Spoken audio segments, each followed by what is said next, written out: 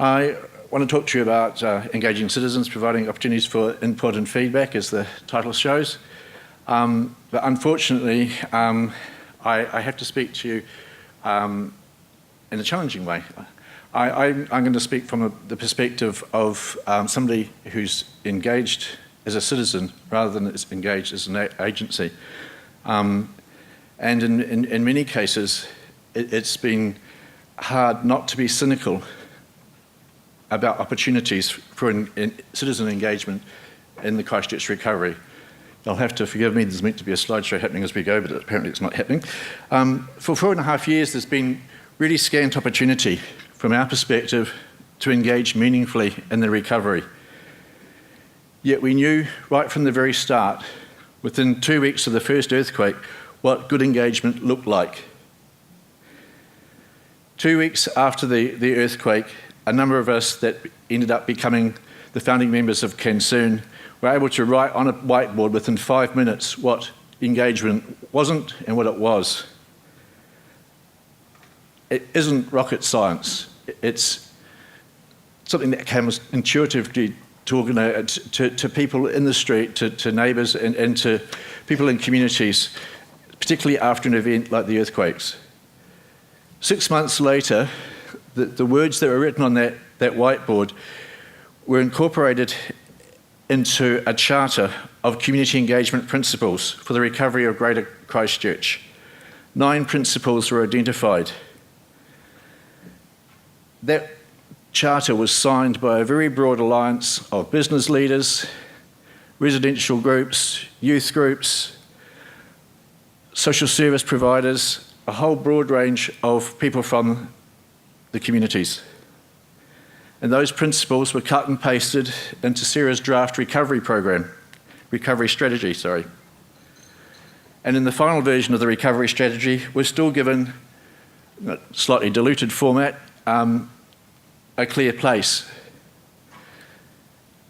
However, they have become just lip service. They're fine words, but they mean nothing. They mean diddly squat unless they're put into practice.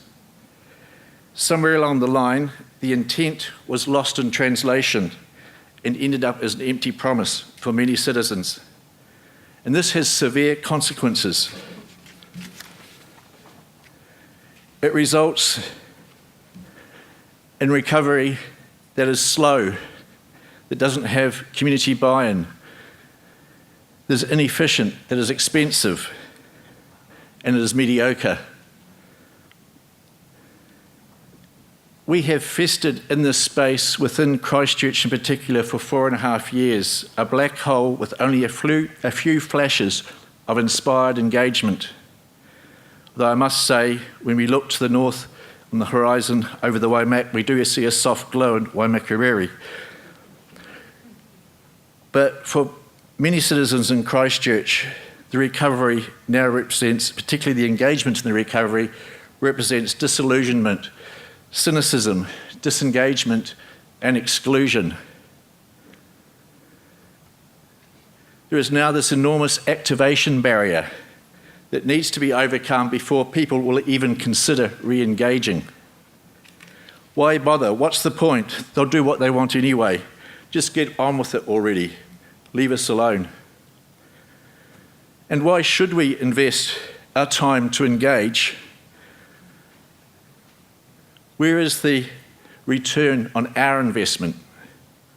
Will you listen, genuinely listen, and will we have influence on the decision-making processes? Or are we just a box that can be ticked off the shopping list? This is the context and the reality within which we need to consider citizen engagement in Christchurch in 2015. So is it worth trying to engage citizens in the recovery anymore? I would say emphatically yes, absolutely necessary. But it's going to require a Herculean culture change within recovery agencies, an enormous effort to rebuild confidence in the citizenry. And the time is now very critical. Only if every citizen has opportunities to genuinely and meaningfully participate throughout the recovery will it be owned by the citizenry and become a sustainable legacy for the common good? Thank you.